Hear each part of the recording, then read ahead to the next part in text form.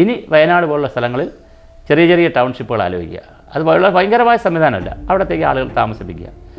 ബാക്കിയുള്ള സ്ഥലങ്ങൾ ആർക്ക് വിട്ടുകൊടുക്കുക? പ്രകൃതിക്കും മണ്ണിനും വെള്ളത്തിനും കൃഷിക്കും വിട്ടുകൊടുക്കുക. എന്നിട്ട് അവിടെ കൃഷി ചെയ്യുക.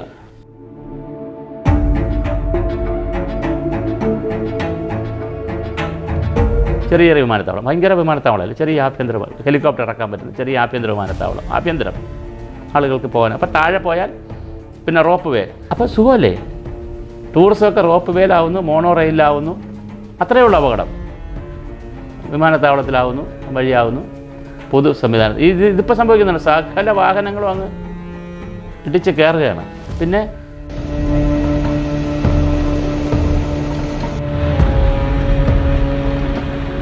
അതിനകത്ത് അപ്പോൾ ഞാനൊരു ഹയർ ലെവലുള്ള പൊളിറ്റീഷ്യനോ ഹയർ ലെവലുള്ള ഉദ്യോഗസ്ഥനോ ആണെങ്കിൽ ലോവർ ലെവലുള്ള ഉദ്യോഗസ്ഥനെ എനിക്ക് എന്ത് ചെയ്യാൻ പറ്റും? കൺട്രോൾ ചെയ്യാൻ പറ്റും. വില്ലേജ് ഓഫീസിൽ നിന്ന് വന്നൊരു ഇപ്പോൾ ശരിയല്ല, നിങ്ങൾ ചെയ്തിരിക്കുന്നത് ശരിയല്ല എന്ന് വില്ലേജ് ഓഫീസർ വന്നൊരു കത്ത് എഴുതിയാൽ വില്ലേജ് ഓഫീസറോട് തിരിയിടാന്ന് പറയാൻ പറ്റുന്ന ഒരു ജില്ലാ നേതാവായിരിക്കും ഞാൻ. 56 വയസ്സേ ആയിട്ടുള്ളൂ. ലോകത്ത് 80 വയസ്സായ ആളൊക്കെയാണ് അഡ്വൈസർമാർ. അമേരിക്കൻ പ്രസിഡന്റ് അഡ്വൈസറുടെ പ്രായം 90, 80. ഇവിടെ 56 കഴിഞ്ഞാൽ സിസ്റ്റത്തിന് പുറത്ത്. ജോലി കൊടുക്കണ്ട സർക്കാർ, പെൻഷൻ കൊടുക്കുന്നുണ്ടല്ലോ, സേവനം ഉപയോഗിക്കണ്ടേ?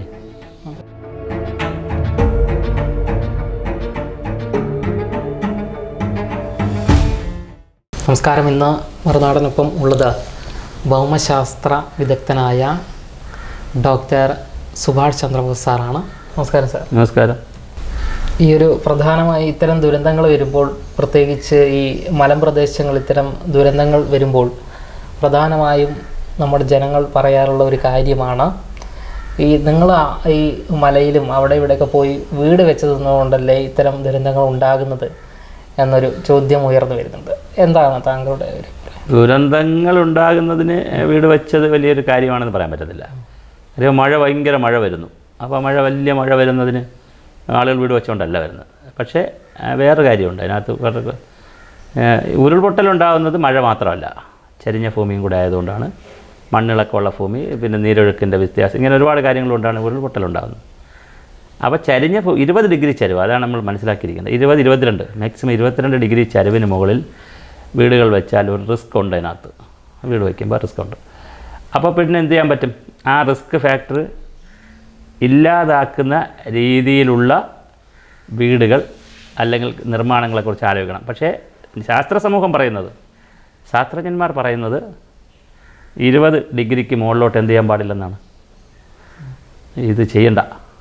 ഏത് വീട് ഒരു കൺസ്ട്രക്ഷനും പാടില്ല, ഒരു കൃഷിയും പാടില്ല. അങ്ങനെ ചെയ്തിട്ടുള്ള സ്ഥലങ്ങളുണ്ട്. പക്ഷേ അത് അത്ര കണ്ട് എന്ത് ചെയ്യുന്നതാണ്, പിന്നെ പ്രിക്കോഷനുകളൊക്കെ എടുത്തും എൻജിനീയറിംഗ് വിസ്മയങ്ങൾ നടത്തിയൊക്കെയാണ് ചെയ്യുന്നത്. പക്ഷെ അതൊന്നും നമ്മൾ സാധാരണ ജനങ്ങളെ സംബന്ധിച്ചിടത്തോളം പ്രായോഗികമല്ല. ഇപ്പോൾ മലേഷ്യയിലൊക്കെ ഒരു ഹോട്ടലും പാർക്കും ടൂറിസ്റ്റ് പ്ലേസ് ഇരിക്കുന്നത് വളരെ ഉയരത്തിലാണ്, സമുദ്രനിരപ്പിൽ നിന്ന് പിന്നെ മീറ്ററുകൾ ഉയരത്തിലാണ്. പക്ഷേ അത് എൻജിനീയറിംഗ് വിസ്മയമാണത്. സാധാരണ ജനങ്ങളെ സംബന്ധിച്ചിടത്തോളം അതെന്ത് ചെയ്യാൻ പറ്റുന്നതല്ല, അഫോർഡ് ചെയ്യാൻ പറ്റുന്നതല്ല, അങ്ങനെ ചെയ്യാൻ പറ്റുന്നില്ല. അപ്പോൾ 20 ഡിഗ്രിക്ക് മുകളിൽ നമ്മൾ വീട് വയ്ക്കുന്നതും ഈ കാര്യങ്ങൾ ഒഴിവാക്കുക എന്നുള്ളതാണ്. പിന്നെ ബിൽഡിംഗ് മെറ്റീരിയൽ ഒരു പ്രധാന ഘടകമാണ്. ബിൽഡിംഗ് മെറ്റീരിയൽ ഒരുപാട് ഭാരമുള്ള മെറ്റീരിയൽ ഉപയോഗിക്കുമ്പോൾ പ്രശ്നമൊന്നുമില്ല. അതിനകത്ത് വീട്ടിനകത്ത് ആളുണ്ടെങ്കിൽ ഉരുൾപൊട്ടൽ വരുമ്പോൾ ആ മെറ്റീരിയൽ എല്ലാം എന്ത് ചെയ്യും? പൊട്ടി വീഴും. അത്ര കണ്ട് ദുർഘടമായിരിക്കും രക്ഷപ്പെടൽ. അതേസമയം ദുരന്തകാലത്ത് മാറിയിരിക്കുകയും ദുരന്തം കഴിയുമ്പോൾ വന്ന് താമസിക്കുകയൊക്കെ ചെയ്തു കഴിഞ്ഞാൽ ആളുകൾക്ക് നാശം വരത്തില്ല. ഇവിടെ എല്ലാം പ്രശ്നം എന്താണ്? ആൾനാശമാണ് നമുക്ക് ഈ വൈകാരികത ഉണ്ടാക്കുന്നത്. ഇപ്പോൾ ഒഴിഞ്ഞു കിടന്നൊരു ഗോഡവൻ ഇടിഞ്ഞു പോയി, ഇവിടെ ആർക്കാർ എന്തെങ്കിലും സങ്കടമുണ്ടോ? പിന്നെ പഠിത്തമില്ലാത്ത ദിവസം, ക്ലാസ് ഇല്ലാത്ത ദിവസം സ്കൂൾ എടുത്തുകൊണ്ട് പോയി, നമുക്ക് സങ്കടമില്ല. പക്ഷേ ഇത് ജനങ്ങൾ കൂടി ഇതിനകത്ത് പോകുമ്പോഴാണ് ഒരു വികാരം വരുന്നത്. അപ്പോൾ ജനങ്ങൾ താമസിക്കുന്ന സ്ഥലങ്ങൾ സുരക്ഷിത സ്ഥലങ്ങളായിരിക്കണം. അപ്പോൾ അതുകൊണ്ട് ഞാൻ പറയുന്നത്, ഇപ്പോൾ വയനാട് തന്നെ എടുക്കാം. നമ്മൾ വയനാട്ടിൽ ഏറ്റവും സുരക്ഷിതമായി താമസിക്കാൻ പറ്റിയ സ്ഥലങ്ങളുണ്ട്, സുരക്ഷിതമല്ലാത്ത സ്ഥലങ്ങളുമുണ്ട്. അപ്പോൾ ഗവൺമെൻറ് എന്ത് ചെയ്യണം? ജനങ്ങളോട് സഹകരിക്കണം. അല്ല ജനങ്ങൾ ഇതിനകത്ത് വല്ലാതെ കയറി തിരിഞ്ഞ് നിന്ന് സുപ്രീം കോടതിയിലും ഹൈക്കോടതിയിലും പോയി കേസും കൊടുത്തു നിന്നാൽ ഇത് പറ്റത്തില്ല. ഗവൺമെൻറ് പോലെ ജനങ്ങളെ സഹകരിക്കണം. എന്ത് ചെയ്യണം? ഏറ്റവും സുരക്ഷിതമായ സ്ഥലങ്ങളിൽ ടൗൺഷിപ്പുകൾ ഉണ്ടാക്കണം. അവിടെ വെള്ളം, വൈദ്യുതി, മറ്റ് സൗകര്യങ്ങൾ, ഇതെല്ലാം നല്ല ചെറിയ ചെറിയ നല്ല മോഡേൺ ടൗൺഷിപ്പുകൾ ഉണ്ടാക്കണം. അവിടെ ആര് താമസിക്കട്ടെ? ആളുകൾ താമസിക്കട്ടെ. ബാക്കി ഏരിയ എന്ത് ചെയ്യുക? കൃഷി ചെയ്യുക. ആ കൃഷിക്ക് ഇൻഷുറൻസ് ഏർപ്പെടുത്തുക. 20 ഡിഗ്രിക്ക് മുകളിലോട്ടുള്ള കൃഷികൾ സൂക്ഷിച്ച് ചെയ്യുക. അവിടെ കിടക്കും. കൃഷിഭൂമിയിൽ കുറച്ച് ഉരുൾപൊട്ടൽ വന്നാൽ ഇൻഷുറൻസും കാര്യം കുറച്ച് വെള്ളം നശിക്കുമായിരിക്കും, കുഴപ്പമില്ല. ആളനാശം വരില്ലല്ലോ. ആളുകൾ എവിടെ പോയി താമസിക്കണം? ടൗൺഷിപ്പ് പോലുള്ള സ്ഥലങ്ങൾ, കുഞ്ഞു കുഞ്ഞു ടൗൺഷിപ്പ്. ടൗൺ ഉണ്ടാക്കണമെന്നല്ല ഞാൻ പറഞ്ഞത്. അപ്പം ഉള്ള ഗുണം എന്താണ്? ആളുകൾ വളരെ അവർ ഹാപ്പിയല്ലേ? നമുക്ക് എന്താ വേണ്ടത്? ഹാപ്പിനെസ് അല്ലേ? ഈ ദുരന്തങ്ങളിൽ ചെന്ന് എവിടെയെങ്കിലും ഒറ്റപ്പെട്ട വീടുകളിൽ വെച്ച് അങ്ങനെ അതിനേക്കാൾ ഹാപ്പിനെസ് അല്ലേ വേണ്ടത്? അപ്പോൾ ടൗൺഷിപ്പിൽ താമസിക്കുക. നഗരങ്ങളിലൊക്കെ ഫ്ലാറ്റിൽ താമസിക്കുന്നില്ല, നമ്മൾ കൂട്ടായിട്ടല്ലേ താമസിക്കുന്നത്. അപ്പം ഇനി വയനാട് പോലുള്ള സ്ഥലങ്ങളിൽ ചെറിയ ചെറിയ ടൗൺഷിപ്പുകൾ ആലോചിക്കുക. അത് ഭയങ്കരമായ സംവിധാനമല്ല, അവിടത്തേക്ക് ആളുകൾ താമസിപ്പിക്കുക. ബാക്കിയുള്ള സ്ഥലങ്ങൾ ആർക്ക് വിട്ടുകൊടുക്കുക? പ്രകൃതിക്കും മണ്ണിനും വെള്ളത്തിനും കൃഷിക്കും വിട്ടുകൊടുക്കുക. എന്നിട്ട് അവിടെ കൃഷി ചെയ്യുക. സുഖമല്ലേ? അങ്ങനെ ചിന്തിക്കണം നമുക്ക്. പക്ഷേ കേരളത്തിൻ്റെ ഒരു സെറ്റിൽമെൻറ്റ് പാറ്റേൺ എന്ന് പറഞ്ഞാൽ അത് ഈ ഭൂപരിഷ്കരണം കൂടി വന്നപ്പോഴുണ്ടായ ഒരു ദോഷവും കൂടെയാണ്. ഗുണത്തിന് ദോഷമുണ്ടല്ലോ. ആളുകൾക്ക് വസ്തു കിട്ടിയ ഒരു ഗുണമുണ്ട്, ഒരു ദോഷമുണ്ട്. എല്ലാ കാര്യത്തിനും ഉണ്ടല്ലോ. ദോഷം എന്താണെന്ന് വെച്ചാൽ ഈ വസ്തു കിട്ടിയവരെല്ലാം ആ വസ്തുവിനകത്ത് തന്നെ എന്ത് ചെയ്യാൻ തുടങ്ങി? ഒരു വീടും വെച്ചിട്ട് അതിൻ്റെ ചുറ്റുമാണ് കൃഷി ചെയ്യുന്നത്. തമിഴ്നാട്ടിലത് അങ്ങനെയല്ല. തമിഴ്നാട്ടിൽ കൃഷിഭൂമി കുറേ ദൂരെ ആയിരിക്കും, മനസ്സിലായില്ലേ? അതുപോലെ തന്നെ ഇപ്പോൾ ഉത്തർപ്രദേശിൽ പോയി ഗ്രാമങ്ങളുണ്ടായിരിക്കും, ഗ്രാമത്തിലായിരിക്കും ആളുകൾ താമസിക്കുന്നത്. അത് സുരക്ഷിതമായ സ്ഥലത്താണ്. പിന്നെ ബാക്കിയുള്ള സ്ഥലമെല്ലാം ബാരനായിട്ട് ഇട്ടിട്ട് അവിടെയാണ് അവർ പോയി കൃഷി ചെയ്യുന്നത്. ഇപ്പോൾ ഇവിടെ അങ്ങനെയല്ല. കൃഷിഭൂമി തന്നെ എവിടെയാണ്? ആളുകൾ താമസിക്കുന്ന സ്ഥലം തന്നെയാണ് കൃഷിഭൂമി, അതിൻ്റെ അടുത്തൊക്കെയാണ് കൃഷി ചെയ്യുന്നത്. അപ്പോൾ രണ്ടുമുണ്ട് പ്രശ്നം. അപ്പോൾ അതുകൊണ്ട് ഇനി വയനാട് പോലുള്ള സ്ഥലങ്ങളിൽ ഹോട്ട്സ്പോട്ടിൽ മതി, എല്ലായിടത്തും ഇത് ചെയ്യണമെന്ന് ഞാൻ പറയുന്നില്ല. ഹോട്ട്സ്പോട്ടുകൾ ഐഡൻറ്റിഫൈ ചെയ്യുകയും ഇൻറ്റൻസീവായിട്ടുള്ള ഹോട്ട്സ്പോട്ടിൽ എന്ത് ചെയ്യരുത്? കൃഷി നടത്തുമ്പോൾ കൃഷി മാത്രം നടത്തട്ടെ. അത് സയൻറ്റിഫിക്കായ കൃഷി ചെയ്യണം, എല്ലാ കൃഷിയും ചെയ്യരുത്. വളരെ സയൻറ്റിഫിക്കായിട്ടുള്ള കൃഷി മാത്രം ചെയ്യുക. 20 ഡിഗ്രിക്ക് മുകളിലോട്ടുള്ള സ്ഥലം വിട്ടേക്കുക, ബാക്കി നന്നായിട്ട് കൃഷി ചെയ്യുക. ആളുകൾ അല്ലാതെ സുരക്ഷിതമായ സ്ഥലത്ത് താമസിക്കുക. പിന്നെ ടൂറിസം എന്ന് പറഞ്ഞാൽ എല്ലാ വാഹനവും അങ്ങ് മോളിൽ കയറി വരണമെന്ന് നിർബന്ധം പിടിക്കണ്ട.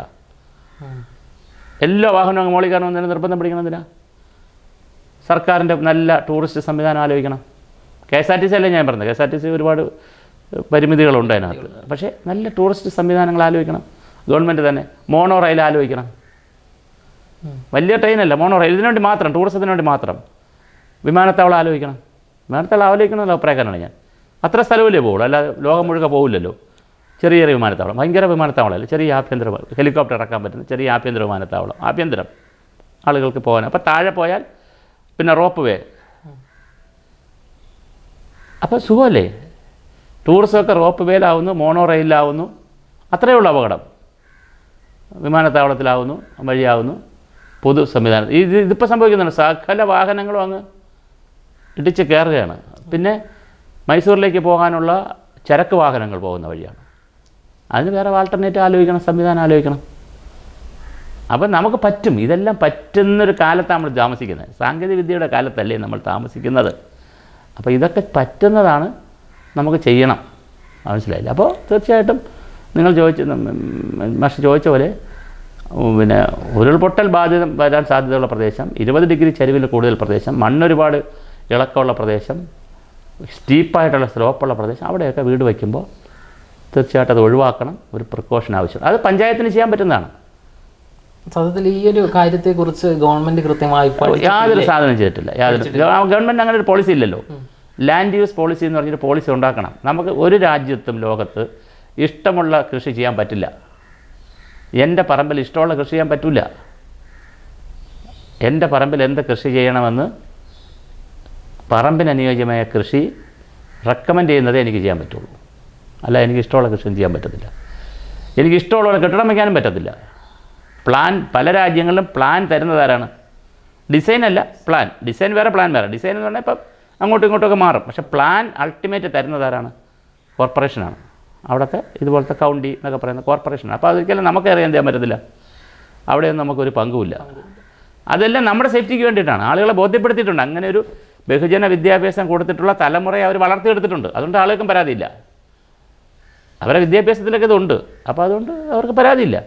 അപ്പം ആളുകൾക്ക് ഇപ്പോൾ കുടിവെള്ളം, വൈദ്യുതി, പിന്നെ റോഡ്, അത്യാവശ്യം മറ്റ് ഫെസിലിറ്റീസ് ഉള്ള സ്ഥലങ്ങളിലേ അവരെന്ത് വയ്ക്കാൻ പറ്റുള്ളൂ? വീട് വയ്ക്കാൻ പറ്റുള്ളൂ. അത് പ്രൊവൈഡ് ചെയ്യും ഗവൺമെൻറ്. അപ്പോൾ അവിടെ ആൾ സുരക്ഷിതമായിട്ട് താമസിക്കും.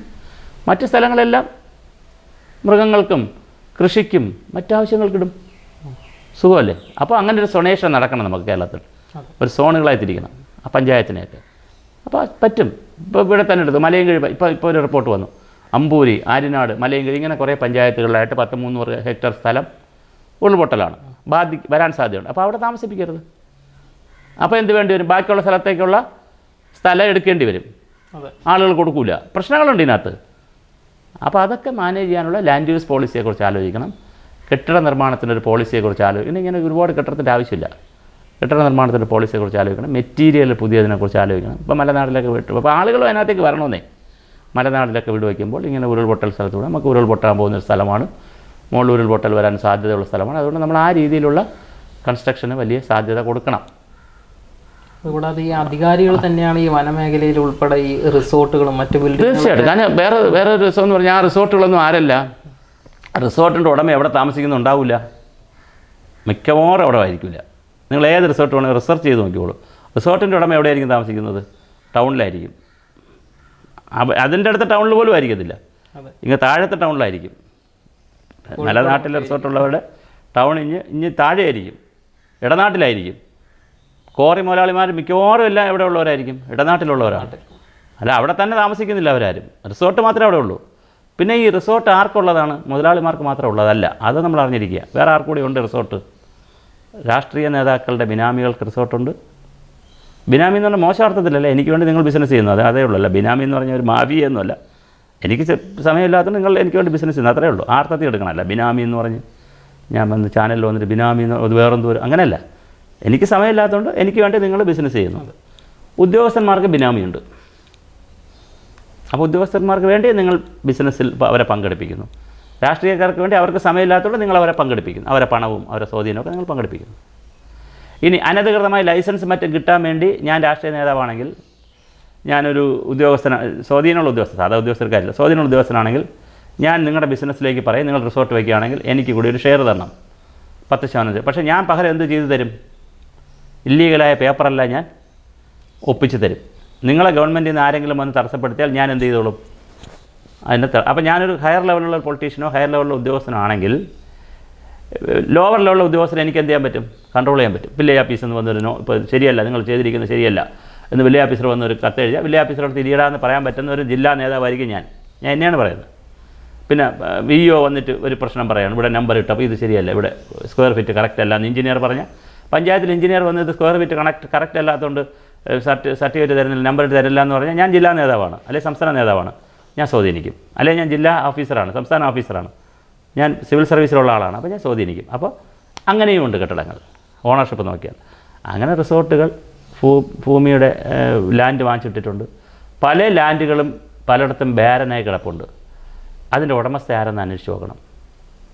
മിക്കവാറും അത് സിറ്റിയിലുള്ളവരായിരിക്കും, അവരാണ് വാങ്ങിച്ചിട്ടിരിക്കുന്നത്. അപ്പോൾ അവരൊക്കെയാണ് കെട്ടിടം വയ്ക്കുന്നത്. അതുകൊണ്ട് ഇതവിടെ ഈ ഇടിച്ച് പൊളിക്കുന്ന അല്ല, ഈ കെട്ടിടം വെച്ചവരെല്ലാവരും സമ്പന്നരല്ല, അവിടെ ഉള്ളവരല്ല, ദൂരെ ഉള്ളവരാണ് വന്നിരിക്കുന്നത്.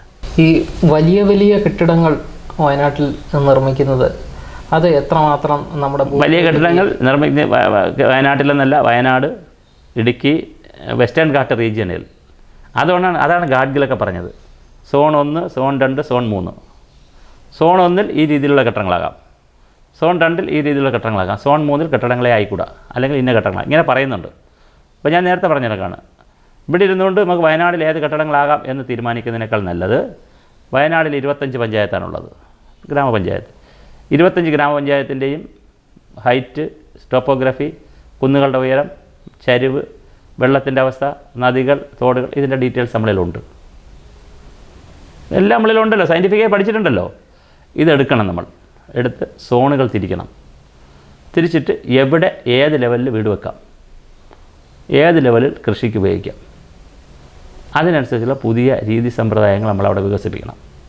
അപ്പോൾ അതിനകത്ത് ആളുകളും കൂടി അതിനകത്ത് വരണം, ഇതിലേക്ക് വരണം. വന്നാൽ തീർച്ചയായിട്ടും നമുക്ക് അവിടുത്തെ ആളുകൾ അവിടെ താമസിക്കുകയും ചെയ്യാം, കൃഷിയും ചെയ്യാം, വീടും വെക്കാം. പുറത്തുനിന്ന് വരുന്നവരുടെ ഡിസ്റ്റർബൻസ്, ടൂറിസ്റ്റുകളാണല്ലോ കൂടുതൽ വരുന്നത്, മറ്റൊക്കെ തടയണം. റിസോർട്ട് മറ്റ് പരിപാടികളൊക്കെ വേറെ രൂപത്തിലേക്ക് ചിന്തിക്കണം.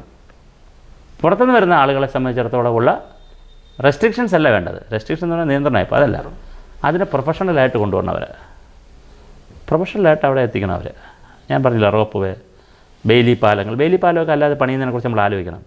അപ്പോൾ തന്നെ ഈ നദിയുടെ കുറുക്കെ ബെയിലി പാലം കൂടെ ഉണ്ടായിരുന്നെങ്കിൽ, ബെയിലി പാലം സൈന്യം പണിയുന്നതാണ്, ആ പേര് ഞാൻ മാറ്റി പറയാം, അതേ മോഡലിൽ വേറൊരു പാലം കൂടെ താഴെ മറ്റും ഉണ്ടായിരുന്നെങ്കിൽ, കുറച്ചുകൂടെ പൊക്കത്തിലൊക്കെ ഉണ്ടായിരുന്നെങ്കിൽ ചിലപ്പോൾ ജനങ്ങൾക്ക് ഓടിയൊക്കെ രക്ഷപ്പെടാമായിരുന്നു, വാഹനങ്ങൾക്ക്. അപ്പോൾ അതുകൊണ്ട് ആൾട്ടർനേറ്റീവ് പാലങ്ങൾ, ഇതെല്ലാം നമ്മൾ ഇനി ആ ഭാഗത്ത് ചിന്തിക്കേണ്ടത്. അപ്പോൾ വീട് വയ്ക്കുമ്പം സാധാരണ നാട്ടിൻപുറത്ത് ഒരു ഇടനാട്ടിൽ വീട് വയ്ക്കുന്നത് പോലെയുള്ള പ്രിക്കോഷൻസ് പോരാ അവിടെ. ആ പ്രിക്കോഷൻസ് എടുത്തുകൊണ്ട് വയ്ക്കാൻ പറ്റുന്ന സ്ഥലങ്ങളിൽ വയ്ക്കണം, എല്ലായിടത്തും വയ്ക്കരുത്. വയ്ക്കാൻ പറ്റുന്ന സ്ഥലങ്ങളിൽ വയ്ക്കുക, പറ്റാത്തത് ആർക്ക് ഒഴിവാക്കി ഇട്ട് കൊടുക്കുക, കൃഷി ചെയ്യുക, നല്ല കൃഷി ചെയ്യുക. അവിടെ ചെയ്യുമ്പോൾ ഏത് കൃഷി ചെയ്യണമെന്ന് മാത്രം ഒന്ന് മാനേജ് ചെയ്യുക, നന്നായി കൊണ്ടുപോകാൻ പറ്റും. നമുക്ക് ഞാനൊരു കാര്യം പറഞ്ഞു തരട്ടെ, മനുഷ്യരെന്ന് പറഞ്ഞാൽ ആരാ? അവൻ പ്രകൃതിയെ കണ്ട് മനസ്സിലാക്കി പടവെട്ടേണ്ടടുത്ത് പടവെട്ടി, പൊരുതേണ്ടടുത്ത് പൊരുതി, കീഴടക്കേണ്ടത് കീഴടക്കി, വെട്ടിപ്പിടിക്കേണ്ടത് വെട്ടിപ്പിടിച്ച് തന്നെയാണ് നമ്മൾ മുമ്പോട്ട് പോയത്. അല്ല പിന്നെ അങ്ങനെ നമ്മൾ വളരെ സാധുവായിട്ട് നിന്ന് നിഷ്കാമ കർമ്മം ചെയ്തല്ല പോയിട്ടുള്ളത്. പ്രകൃതിയോട് മല്ലടിച്ച് തന്നെയാണ്, മൃഗങ്ങളോട് യുദ്ധം ചെയ്ത് തന്നെയാണ് പോയത്. ഈ കണ്ടുപിടിച്ചതെല്ലാം അങ്ങനെ തന്നെയാണ്, അതിൽ തെറ്റുമില്ല. പക്ഷേ കാലം മാറി, കാലഘട്ടം മാറി, കാലാവസ്ഥ മാറി, ഭൂമിയുടെ ഘടന മാറി. അപ്പോൾ അതുകൊണ്ട് ഇനി നമ്മൾ പഴയ രീതി മാറ്റിപ്പിടിക്കണം. നമ്മൾ വയസ്സായി, ഭൂമിക്കും വയസ്സായി, നമുക്കും വയസ്സായി. ഇനി പഴയതുപോലെ ഷുഗറും പഞ്ചസാരയും ലഡുവും ജിലേബിയൊന്നും ഈ പ്രായത്തിൽ വാങ്ങിച്ച് തിന്നാൻ പറ്റില്ല എന്ന് ഒരു വയസ്സായ ആൾ മനസ്സിലാക്കണമല്ലോ. പണ്ട് അങ്ങനെ ആയിരുന്നു, ചെയ്യാമായിരുന്നു. എന്ന് പറഞ്ഞ പോലെ ഭൂമിക്കും വയസ്സായി, മനുഷ്യൻ്റെ വാസം കൊണ്ട് കുറച്ച് വയസ്സായി. അല്ലാതെ ഭൂമി വയസ്സൊന്നും ആയില്ല, നിത്യ കന്യകയും നിത്യ യൗവനമാണ് ഭൂമി. പക്ഷെ അങ്ങനെ നമ്മുടെ വാസം കൊണ്ട് വാസസ്ഥലങ്ങൾ കുറേ എന്തായി, വയസ്സായി. ആ വയസ്സായ വാസസ്ഥലത്തിന് ആവശ്യമായ ട്രീറ്റ്മെൻറ്റ് കൊടുക്കുക. സിമ്പിളാണ്. നമ്മൾ വളരെ കോംപ്ലിക്കേറ്റഡ് ആയിട്ട് സർക്കാരിനെ കുറ്റം പറയുന്നു, ഉദ്യോഗസ്ഥന്മാരെ കുറ്റം പറയുന്നു, പഞ്ചായത്തിനെ കുറ്റം പറയുന്നു, പരസ്പരം കുറ്റം പറയുന്നു. നിങ്ങൾ നാട്ടിൽ അവിടെ വന്ന് ഇത് വച്ചതുകൊണ്ടല്ലേ എന്ന് ഇവിടെ ഉള്ളവരോട് ചോദിക്കുന്നു. ഇവിടെ ഉള്ളവർ നിങ്ങൾക്ക് അവിടെ പരിശോധിച്ചോടാ അല്ലെങ്കിൽ അവിടെ സംരക്ഷിച്ചോളൂ എന്ന് ഇവിടെ ഉള്ളവർ പറയുന്നു. ഒരു കുറ്റപ്പെടുത്തേണ്ട കാര്യമില്ല. നമ്മൾ മുമ്പോട്ടുള്ള നമ്മളെ യാത്രയിൽ വളരെ ലളിതമായി നമുക്ക് ചിന്തിക്കാവുന്ന കാര്യം, ഇനി വരാവുന്ന അപകടങ്ങളെക്കുറിച്ച് ലിസ്റ്റ് ചെയ്തിട്ടുണ്ട്. ശാസ്ത്രമുണ്ട് നമ്മുടെ മുന്നിൽ. ആ ശാസ്ത്രം പ്രയോഗിക്കുക, സിമ്പിളായി പ്രയോഗിക്കുക, മനോഹരമായിട്ട് ഭൂമി ജീവിച്ചു പോകാം. അല്ലാതെ അത്യാഗ്രഹവും വെട്ടിപ്പിടിക്കലും ഈ തോന്നിയവാസവും ഈ പറയുന്ന മാഫിയ പ്രവർത്തനങ്ങളും ബിനാമി പ്രവർത്തനങ്ങളും ഒന്നും ഒരാവശ്യമില്ല. അൾട്ടിമേറ്റായിട്ട് നമ്മളൊന്നും എന്ത് ചെയ്യുന്നില്ല, ഒന്നും നേടുന്നില്ല.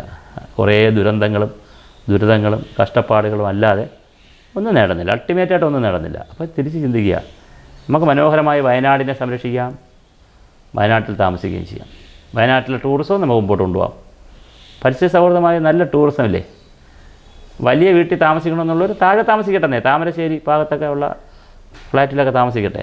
അകത്തോട്ട് പോകുമ്പോൾ, മുകളിലോട്ട് പോകുമ്പോൾ മനോഹരമായ യാത്രയും അത് കാണാനും ഒരു സൗന്ദര്യം ഉണ്ടല്ലോ. അതിൻ്റെ ബ്യൂട്ടി അതല്ലേ, മനോഹരമായ സൗന്ദര്യവും കാടിൻ്റെ സൗന്ദര്യവും അവിടുത്തെ ഭക്ഷണവും അവിടുത്തെ നാടകവും അവിടുത്തെ ഡാൻസും അവിടുത്തെ കലയും പാട്ടും സംസ്കാരവും അവിടെ താമസമൊക്കെ ഇത്ര മനോഹരമാണ്. അതെല്ലാം അടിച്ച് പൊളിച്ച് കളഞ്ഞിട്ട് 2 നില 3 നില 10 നില 15 നില ബിൽഡിങ്ങും വെച്ച് അതിനകത്ത് എ സിയും വെച്ച്, എന്തിനാണ് നാട്ടിൽ എ സി കിടക്കണവൻ 4 ദിവസം എന്തെങ്കിലും ഒരു റെസ്റ്റ് എടുക്കാൻ വന്ന് അവിടെയും പോയി എ സി കിടക്കുന്നത്? കോവളത്തുനിന്ന് വരുന്ന ആളുകൾ ആരെങ്കിലും എ സി കിടക്കാനാണോ വരുന്നത്? അവർ വരുന്നതിനാണ് കടൽ തീരത്ത് കിടക്കാനാണ്. പലർക്കും വസ്ത്രം പോലും കാണത്തില്ല, കാരണം അത്രയും ചൂടുള്ള സ്ഥലത്തു നിന്ന് അവർ വരുന്നത്. അവരത് എൻജോയ് ചെയ്യാനാണ് വരുന്നത്, അവർക്ക് എ സി റൂമിൻ്റെ വിഷയമില്ല. അപ്പം നമ്മൾ ചിന്തിക്കുക, അവർ ഈ കോൺക്രീറ്റ് കാട് ആഗ്രഹിക്കുന്നില്ല. ആഗ്രഹിക്കാത്ത ടൂറിസ്റ്റുകൾക്ക് വേണ്ടി നമ്മൾ എന്തിനാണ് കോൺക്രീറ്റ് കാട് ഉണ്ടാക്കി വയ്ക്കുന്നത്? നമ്മൾ മാറി ചിന്തിക്കണ്ടേ? തിരിച്ച് നമ്മുടെ ആളുകൾക്ക് താമസിക്കാൻ പറ്റുന്ന വളരെ നമ്മുടെ ആളുകൾ തിരിച്ച് ചിന്തിക്കുക, പ്രകൃതി രമണീയമായ ഭംഗിയോടുകൂടി എത്ര മനോഹരമായ കെട്ടിടം വയ്ക്കാം. എന്തുകൊണ്ട് നമ്മളങ്ങനെ ചിന്തിക്കുന്നില്ല? 2 നിലയും വയ്ക്കാം, 3 നില എല്ലാം വെക്കാം. പക്ഷേ അതിന് പറ്റിയ സ്ഥലം, പറ്റിയ ഏരിയ ഒക്കെ സെലക്ട് ചെയ്യണം. അതിലൊരു ചെറിയ സ്ഥലം, ഞാൻ പറയാം 25 പഞ്ചായത്തല്ലേ ഉള്ളൂ. അതെ, എന്തുകൊണ്ട് ഈ നമ്മുടെ ഭരണാധികാരികൾ അങ്ങനെ ചിന്തിക്കാനുള്ള, അങ്ങനെ തീരുമാനിക്കാനും ചിന്തിക്കാനുള്ള വിഷണറിമാരല്ല രാജ്യം ഭരിക്കുന്നത്. ആരായാലും, ഏത് ഗവൺമെൻറ് ആയാലും അങ്ങനെയുള്ള വിഷണറിമാരെ അടുപ്പിക്കത്തുമില്ല, ഈ സിസ്റ്റത്തോട് അടുപ്പിക്കത്തില്ല. ലോകത്ത് ഇവിടെ മാത്രമേ ഉള്ളൂ, ഈ രാജ്യത്ത്, ഇന്ത്യ മഹാരാജ്യത്ത് മാത്രമേ ഉള്ളൂ അങ്ങനെ. ലോകത്ത് ഒരിടത്തും ഇല്ല അങ്ങനെ. എല്ലാ രാജ്യത്തും ഇതുപോലത്തെ കാര്യങ്ങൾ തീരുമാനിക്കുന്നവരാണ് ശാസ്ത്ര സമൂഹമാണ്. ശാസ്ത്രത്തിൻ്റെ റിപ്പോർട്ട് ഗവൺമെൻറ്റിന് കൊടുത്താൽ അത് അവർ നടപ്പിലാക്കും. ചൈനയിലെ ഒരു പ്രസിഡൻറ്റ്, എഞ്ചിനീയറായ പ്രസിഡൻറ്റ്, അവിടെ ഒരു സെമിനാർ നടന്നാൽ 2 ദിവസമാണ് സെമിനാറെങ്കിൽ 2 ദിവസം എവിടെ ഇരിക്കും? സെമിനാർ സ്ഥലത്തിരിക്കും, കംപ്ലീറ്റ് കേൾക്കും. ഓരോ സയൻറ്റിസ്റ്റുമാരും വന്ന് പ്രസൻറ്റ് ചെയ്യുകയാണ്. അപ്പോൾ സയൻറ്റിസ്റ്റുമാർ പ്രസൻറ്റ് ചെയ്യണം, എല്ലാം കേട്ടതിന് ശേഷം ഒരു റിപ്പോർട്ട് തരാൻ പറയും വൈകുന്നേരം ആകുമ്പോൾ, അല്ലെങ്കിൽ പിറ്റേ ദിവസം ആകുമ്പോൾ. പ്ലീനറി സെക്ഷൻ എന്ന് പറയും നമ്മൾ ഈ സമ്മേളനത്തിൽ. പ്ലീനറി സെക്ഷനിൽ ഇതിൻ്റെ റിപ്പോർട്ട് കംപ്ലീറ്റ് അവതരിപ്പിക്കാൻ പറയും. എന്നിട്ട് അത് ഡോക്യുമെൻ്റ് ചെയ്യും. എന്നിട്ട് ബന്ധപ്പെട്ട ഉദ്യോഗസ്ഥർക്ക് കൊടുക്കും, അവരെ കൊണ്ട് നടപ്പിലാക്കാൻ പറയും. ഇവിടെ നമ്മളെന്താ ചെയ്യുന്നത്? പഞ്ചായത്ത് മെമ്പർ മുതൽ നിങ്ങളെടുത്തു, ആരെയും കുറ്റം പറയാമല്ലോ ഞാൻ, പഞ്ചായത്ത് മെമ്പർ മുതൽ നിങ്ങൾ എടുത്തോളൂ, മുകളിലോട്ട് പ്രധാനമന്ത്രി വരെ എടുത്തോളൂ. ഇതുപോലെ സെമിനാർ നടന്നാൽ നിങ്ങൾ ഒരുപാട് റെക്കോർഡ് ചെയ്യാനൊക്കെ പോകുന്നില്ലേ, വരും, ടൈമിൽ വരും, വിളക്ക് കൊളുത്തും, നേരത്തെ എഴുതി കൊടുത്തേക്കണം, എന്തെങ്കിലും കാര്യം പ്രസംഗിക്കും, ആ സെക്കൻഡിൽ അവരെന്ത് ചെയ്യും? ഇറങ്ങിപ്പോവും. ഇതൊന്നും അവർ കേൾക്കുന്നില്ല. അവർ കേൾക്കണ്ടേ? IAS ഇരുന്ന് കേൾക്കാറുണ്ടോ ഇത്? ആ 3 അക്ഷരം പേരിൽ വന്നു പോയാൽ പിന്നെ അങ്ങോട്ട് പഠിക്കണ്ട, എല്ലാം പഠിച്ചു കഴിഞ്ഞവരാണ്. പിന്നെ പാസ്സായല്ലോ പരീക്ഷ, പിന്നെ പഠിക്കണ്ടല്ലോ. ചിലത് PhD എടുക്കുമ്പോഴാണ്. PhD എടുത്താൽ പിന്നെ ഡോക്ടറേറ്റ് വെച്ച് കഴിഞ്ഞാൽ പിന്നെ ഒന്നും പഠിക്കണ്ട, ഡോക്ടറേറ്റ് ആയല്ലോ. അങ്ങനെയല്ലല്ലോ, പ്രാക്ടീസ് ചെയ്യണ്ടേ ഈ കിട്ടിയ വിവരങ്ങൾ? അങ്ങനെ ചെയ്യുന്നില്ല. സയൻറ്റിഫിക് കമ്മ്യൂണിറ്റി കേൾക്കുന്നില്ല, സയൻറ്റിഫിക് കമ്മ്യൂണിറ്റി കൊടുക്കുന്ന റിപ്പോർട്ട് പഠിക്കുന്നില്ല. ഇവിടെ 84 തിരഞ്ഞെടുപ്പ് നടന്ന 84 ഇവിടെ ഉരുൾപൊട്ടൽ വന്ന സ്ഥലമാണ്, സയൻറ്റിസ്റ്റുമാർ പഠിച്ചു കൊടുത്തിട്ടുണ്ട്. എടുക്കണ്ടേ ഗവൺമെൻറ് ഉദ്യോഗസ്ഥർ? അത് നോക്കണ്ടേ? അതിനൊരു ആർക്കൈവ് ഉണ്ടാവണ്ടേ? അതിൽ സെർച്ച് ചെയ്യണ്ടേ? ഇതൊക്കെ നടത്തി കൊടുക്കണ്ടേ? ജില്ലാ ഭരണകൂടത്തിൽ ഇതിൻ്റെ സംവിധാനം വേണ്ടേ? ഇതൊന്നും നമുക്കില്ലല്ലോ. ലോകത്തൊരു രാജ്യത്തും അങ്ങനെയല്ലല്ലോ. വികസിക്കുന്ന രാജ്യങ്ങളെല്ലാം ശാസ്ത്ര സാങ്കേതിക വിദ്യകൾ കൊണ്ടാണ് വികസിക്കുന്നത്. ഇവിടെ ലാസ്റ്റ് മാനാണ്. ഞാൻ ഒരുപാട് സെമിനാറുകൾക്ക് പോയിട്ടുള്ള ആളാണ്. 20,000-ഓളം വേദികളിൽ സംസാരിച്ചിട്ടുണ്ട് ഇത്രയും വർഷത്തിനിടയ്ക്ക്. പലപ്പോഴും ഞങ്ങളെപ്പോലുള്ള ആൾ കിട്ടുന്ന സമയം എത്രയാണ്? നോട്ടീസ് പേര് വെച്ച് 10 പേര് 15 പേരൊക്കെ സംസാരിച്ചിട്ട് ഞങ്ങൾ സംസാരിക്കുക കഴിക്കുമ്പം തന്നെ ആൾമോസ്റ്റ് ആളുകൾ വട്ടായിരിക്കുകയാണ് ഇത്രയും പ്രസംഗമൊക്കെ കേട്ട്. അപ്പോൾ നമ്മൾ തുടങ്ങുമ്പോൾ തന്നെ സാറ് എപ്പോൾ തീരും? തുടങ്ങിയിട്ടില്ല പരിപാടി, ജസ്റ്റ് നമ്മൾ സംസാരിക്കാൻ തുടങ്ങിയില്ല. അപ്പോൾ തന്നെ ചോദിക്കുന്നത് എപ്പോൾ തീരും സാർ? എത്ര മണിയൊക്കെ എടുക്കും സാർ? ഒരു 1 മണിക്കൂർ സാർ, ഒരു അരമണിക്കൂറാക്കാൻ പറ്റുമോ? ശരി, അരമണിക്കൂർ സംസാരിക്കാൻ 10 മിനിറ്റ് കഴിയുമ്പോൾ സാർ ഇത് ഒന്ന് ചുരുക്കാൻ പറ്റുമോ? ഇരുന്ന് കേൾക്കുന്നുണ്ടോ? ആർക്കും താല്പര്യമില്ല. പഞ്ചായത്ത് പ്രസിഡന്റുമാർക്ക് ഞാൻ അവരുടെ സ്വന്തം ആളാണ്, എന്നിട്ട് പറയാൻ അവർക്ക് താല്പര്യമുണ്ടോ? ഇരുന്ന് കേൾക്കുന്നുണ്ടോ? ക്ഷമയോടെ കേൾക്കുന്നുണ്ടോ? ഹേ ശാസ്ത്രജ്ഞ, ഹേ സാങ്കേതിക വിദഗ്ധ, അല്ലെങ്കിൽ ഹേ പഠിച്ച ആളെ, ഹേ റിപ്പോർട്ടെ, നിങ്ങളെ റിപ്പോർട്ട് എന്താണ് പറയുന്നത് ഇവിടത്തെക്കുറിച്ച്? ഞങ്ങൾ എന്താണ് ചെയ്യേണ്ടത്? അതാണ് പ്രോജക്റ്റ് ആവേണ്ടത്. ജനകീയം പോരാ. ജനകീയം എന്ന് പറഞ്ഞാൽ ആൾക്കൂട്ടം കൂടെയാണ് ഒരു വശത്ത്. ഒരു കണക്കിന് പറഞ്ഞാൽ നമ്മൾ ശാസ്ത്രത്തിൽ വിശ്വസിക്കണം, സാങ്കേതിക വിദ്യയിൽ വിശ്വസിക്കണം. അങ്ങനെ പഠിച്ച ആളുകളുണ്ട് നമ്മുടെ രാജ്യത്തിൽ. 56 വയസ്സായ റിട്ടയർ ആവും കേരളത്തിൽ. പിന്നെ അയാൾ ചെയ്യുന്ന ജോലി എന്താ? ഉത്സവ കമ്മിറ്റി സെക്രട്ടറി, റെസിഡൻസ് അസോസിയേഷൻ. നിങ്ങൾ നോക്കൂ, ശരിയാണ്. റെസിഡൻസ് അസോസിയേഷൻ, ഉത്സവ കമ്മിറ്റി, റോട്ടറി, പെൻഷനേഴ്സ് അസോസിയേഷൻ, പിന്നെ ഈ സാധനം കൂടെ ഉള്ളതുകൊണ്ട്, നമ്മൾ ചാനലുകളൂടെ ഉള്ളതുകൊണ്ട് സുഖമല്ലേ? 56 വയസ്സേ ആയിട്ടുള്ളൂ. ലോകത്ത് 80 വയസ്സായ ആളൊക്കെയാണ് അഡ്വൈസർമാർ. അമേരിക്കൻ പ്രസിഡന്റ് അഡ്വൈസറുടെ പ്രായം 90, 80. ഇവിടെ 56 കഴിഞ്ഞാൽ സിസ്റ്റത്തിന് പുറത്ത്. ജോലി കൊടുക്കണ്ട സർക്കാർ, പെൻഷൻ കൊടുക്കുന്നുണ്ടല്ലോ. സേവനം ഉപയോഗിക്കണ്ടേ? പഞ്ചായത്തുകാർ സേവനം ഉപയോഗിക്കണ്ടേ? പഞ്ചായത്തിൽ ചെന്നാലോ? ഞാനീ പറഞ്ഞ കണക്കാണ്. സകല പേരും സംസാരിച്ച്, സകല രാഷ്ട്രീയക്കാരും സംസാരിച്ച് അവസാനത്തെ വാക്കാണ് ആരുടെ കേൾക്കണത്? ഈ വിദഗ്ധൻ എന്ന് പറഞ്ഞ് പാവപ്പെട്ടവൻ ചെന്നിരിക്കുന്നവരുണ്ട്. അയാൾ 2 ദിവസം പോകും, പിന്നെ അങ്ങോട്ട് പോകില്ല. എന്തായാലും എഴുതി കൊടുത്താൽ അത് മൈൻഡ് ചെയ്യത്തുമില്ല, അവർക്ക് തോന്നണേ ചെയ്യും. അതുകൊണ്ട് ഈ കേരളം ആർക്ക് വിട്ടുകൊടുക്കുക? ശാസ്ത്ര സമൂഹത്തിന് വിട്ടുകൊടുക്കുക. അതിൽ സ്യൂഡോ സയൻറ്റിസ്റ്റുമാരും ഉണ്ട്, കള്ളന്മാരുണ്ട്, കൊള്ളക്കാരുണ്ട്, എല്ലാം ഉണ്ട്. അല്ലാതെ അവരെല്ലാം നിങ്ങളൊക്കെ ബാക്കിയുള്ളവരെല്ലാം മണ്ടന്മാരും ഞങ്ങൾ കുറച്ച് സാങ്കേതികമായി പറയുന്ന ആളുകളെല്ലാം മിടുക്കം, അങ്ങനെയല്ല. അങ്ങനെയൊന്നും ഒരു കാഴ്ചപ്പാടേ ഇല്ല.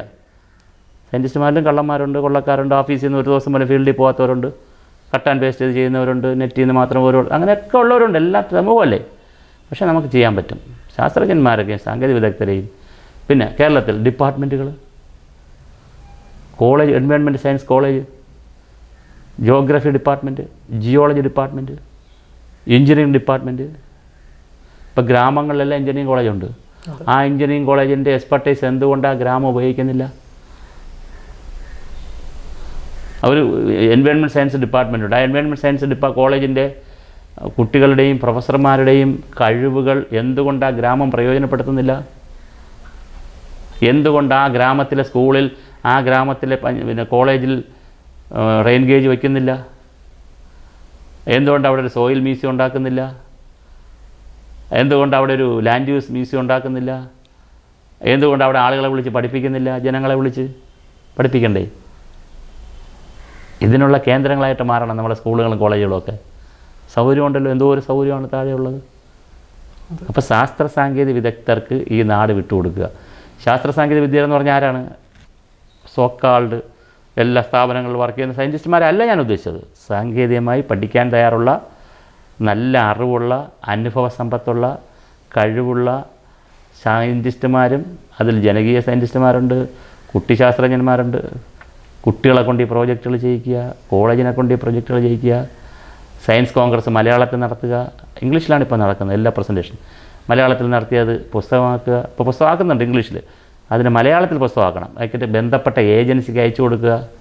അപ്പോൾ ഒരു കരമന നദിയെക്കുറിച്ച് പഠിച്ചിട്ടുള്ളൊരു പ്രോജക്റ്റ് വന്നിട്ടുണ്ടെങ്കിൽ കരമന നദിയുടെ തീരത്തുള്ള എല്ലാ പഞ്ചായത്തുകൾക്കും ആ കോപ്പി അയച്ചു കൊടുക്കുക. അവർ നമ്മുടെ പഞ്ചായത്തിൽ, പൂവച്ചൽ പഞ്ചായത്തിൽ, കാരിനാട് പഞ്ചായത്തിൽ അല്ല നമ്മുടെ പഞ്ചായത്തിനെക്കുറിച്ച് ഇങ്ങനെ പഠിച്ചിരിക്കുന്നു, കബനി നദിയെക്കുറിച്ച് പഠിച്ചൊരു റിപ്പോർട്ട് തന്നിട്ടുണ്ട്, അപ്പോൾ കബനി നദിയുടെ തീരത്തുള്ള പഞ്ചായത്തുകളുടെ ഒരു മീറ്റിംഗ് വിളിക്കുക.